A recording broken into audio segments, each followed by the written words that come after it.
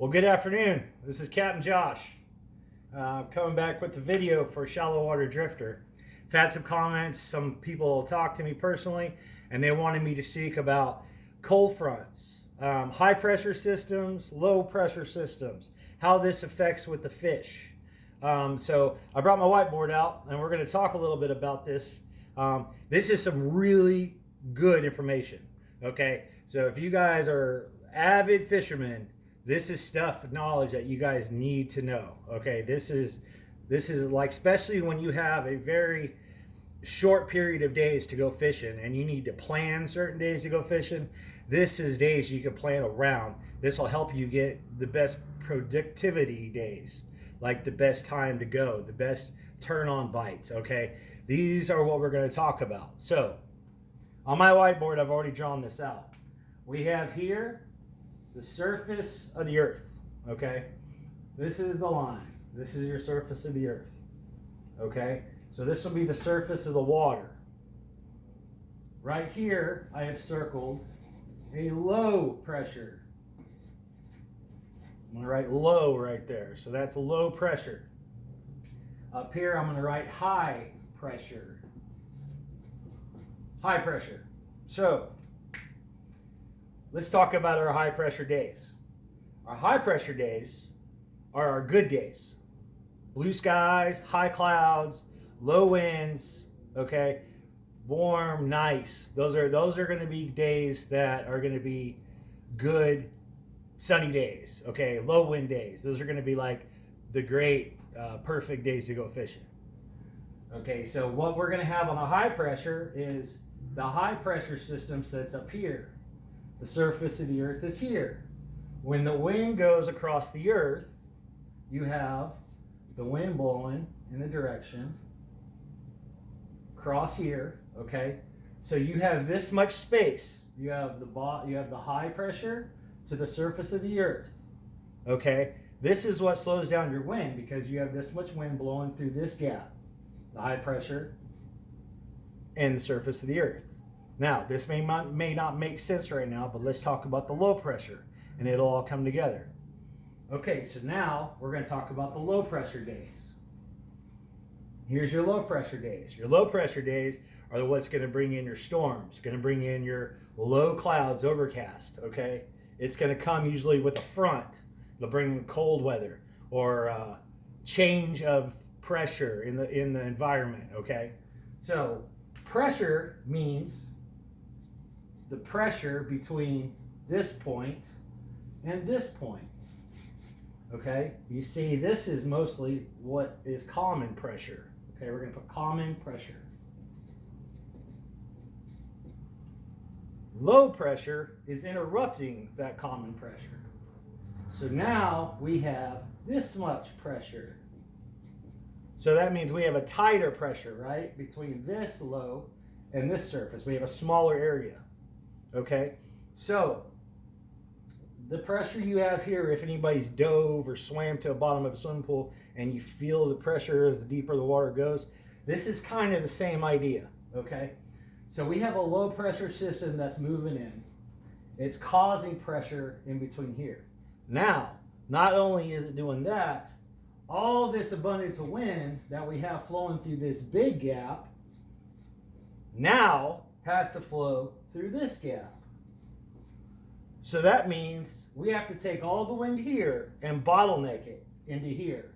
That's what causes us to have stronger winds, which brings in a front. So we have a low pressure system, brings in faster winds.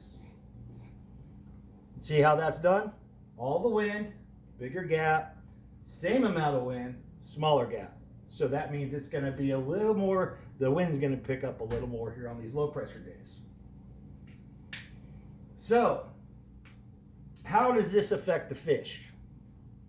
What's this causing to affect the fish? Okay, there's multiple things that causes this to affect the fish. Okay, we have a fish on a high pressure day. Here's my little fish. I'm not a good drawer, so I'm just going to put a little fin on him. Here's my little fish. On a high pressure day, he's really comfortable. This is what his normal days feel like. He's ready to move. He's stretching out his fins. This is his normal day life. This is him in his living room. This is him being outside. Okay, this is just him enjoying his normal life. Okay, if anybody has had any kind of surgeries done or bad backs, bad shoulders, bad knees, this day is okay. But this day, you can feel it. You'll feel this pressure in your back, your shoulders, your knees, any kind of surgery you've had done. You can feel that pressure and you're like, man, my knee's hurting today. That must be a low pressure system coming in. Same thing with a fish. So you have a fish on this day. He is an uncomfortable fish, okay? He feels that pressure. So now you have happy fish and you have uncomfortable fish. So, does an uncomfortable fish eat? Well, of course he's got to eat. He's got to eat sometime, right? So, what's he going to do? If you, those who know that has had surgery, can feel this pressure system before it gets here, okay? So, we're going to put a scale. On the side of my board here, I'm going to put a mark. I'm going to say this here is 1 day. I'm going to say this is 2, 3, 4. Single day. Okay? So, this fish knows this pressure system coming. Okay? So he feels it beginning about right here. 1 day. Let's say they're 3 days before it gets here. So what's this fish going to do during those 3 days before it gets here? He's going to be active. He's going to eat. He's going to try to eat as much as he can because he knows that pressure system's coming. He doesn't want to move. He doesn't want to chase. He doesn't want to go and forage. He just wants to sit and just chill and wait for this pressure system to come over. So he is going to be very active during that time period. That 3 day mark, I usually go by that 3 day mark. So he's going to feel that pressure system coming. So he is going to forage, he's going to feed, he's going to eat before that pressure system gets here. Why is that? We're going to talk about that in a minute. So while he's doing that, he's going to take that 3rd day and eat. Okay, we're 2 days in towards the low front, to the low front coming in. So now we're going to eat a little bit, but now I'm going to kind of feel out some spots. I want to be like, if I'm a fish, I want to be like, okay, that pressure system feels like it's coming pretty low. So I'm going to move around and try to feel out for some comfortable spots for me to be in. So I feel it coming pretty low, so I want to get into some really shallow water. Why? If you're in a pool and you go to the bottom, you have a higher pressure. But if you stay on the top, you have a normal pressure. So let's say he wants to get in some shallow water because he feels that pressure coming strong. So he's going to cruise around. Got some islands, got some waterways through the islands, okay? Got some shallow banks where he can stay hidden from predators like ospreys and stuff. So we're going to get it way up here in these mud banks. Okay, these pressure systems come in a lot during the wintertime. So this is going to even better because it's going to be cold. So the cold water, if he gets really shallow, the shallow water is going to warm up faster. So he's going to find himself a nice place in the shallow water. He's going to find a place to hang out. The water's going to warm up and he can just chill. He might find a little island that's going to hold water. The tides may not be drastic, so he can just hang out there most of the time. So he might find those spots. But because he ate and ate and ate, then he's pretty good for a period of time until this pressure system rolls. This is why during a low pressure system, it affects the fish. It'll stop the fish from biting because first of all, they're uncomfortable or they've eaten a lot to keep them going. Does that stop them from biting? Not 100%. You can still catch fish under a low pressure system, but it takes a little more skill. Getting that bait in front of that fish, maybe bumping him on the nose and he might get it, okay? Now, because he's in that shallow water, he's warming up faster. This pressure system's in. He's still uncomfortable, but this pressure system moved out. So now it's gone. So now we have a day coming. We have a day that it's gone. So now he's feeling like the pressure's gone. So he's going to move out of his spot and he's going to start roaming around. He's going to try to feel out the water. Is that pressure system gone, or am I going to find a new place to hang out? Okay, I found another new place to hang out. I found some food flushing out of here on this tide, so I'm going to sit here and eat a little bit, hang out, but I'm still very slow and lethargic and I'm still sore. So that's first day after pressure system. Second day after pressure system. Okay, get my fins stretched out, I'm ready to go, my muscles are feeling a little bit better. I'm kind of hungry, I better go find some food. So he's going to go look around. He knows where he can go back to, so he's going to hang out in that area and he's going to eat, find a couple of places that he can eat, and then he's going to go back and he's going to hang out in that one spot. He'll be in that one spot so he can feel comfortable. Third day, he's ready. Third day, I'm moving on to my normal spots. Third day, he's on the hunt. He's going to go out, he's going to look for baits. He's going to look for all the baits that are popping out, and he's going to feed. Now, why is it the third day? Why is it the third day? Now, forget all this. Well, don't forget all this. Keep this in your mind. But let's talk about a whole different subject. Have you ever heard the thing called match the hatch? When you're fishing, especially fly fishing, they say match the hatch. Because what you're going to do is you're going to fly fish. You're going to use the fly that you see that the fish are eating.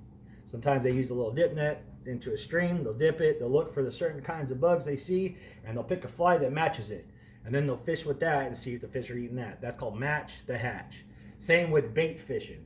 If you see a certain kind of bait out there, I want to get a jig or a lure that mimics that bait that those fish are eating. Now, why doesn't this cold front, when it affects fish, why wouldn't it affect everything else? It does. When this cold front comes in, during low tides or during tides in Florida where I'm at, those redfish, what do redfish eat? They eat crabs, they eat shrimp, they eat mud minnows, okay? We don't have a lot of bait that rolls up through the flats this time of year. I mean, we got a lot of bait that's in the deep water, but not much on the flats that they eat. So they're chasing shrimp, they're chasing crustaceans, they're chasing shrimp, crabs, anything they can find that's in the water, that's in that grass. During this cold front coming in, guess who else is looking for a place to hunker down? That's right, shrimp, crabs. Okay? They're all burying themselves in the grass because they know it's going to get cold. So they're going to do exactly the same thing. We also have mangrove crabs up here. Okay? What they do is they climb up to it. They're climbing in the mangrove roots. Okay? And on sunny days, they'll climb up to the top of the tree and warm up. But if it's blowing really hard, they'll get back down and they'll bury you into a hole. Same with fiddler crabs. Fiddler crabs do the same thing. They prepare for the cold. They prepare for the wind. They don't want to get blown in the water where the fish are going to eat them. They want to get their hole ready. They'll voyage around, find their food, and then they'll take it into their hole. This is what they're going to do during these low pressure systems. So it takes about 3 days for these shrimp, crabs, fiddler crabs, mango crabs, all these crustaceans and all these things that the redfish eat to come back out.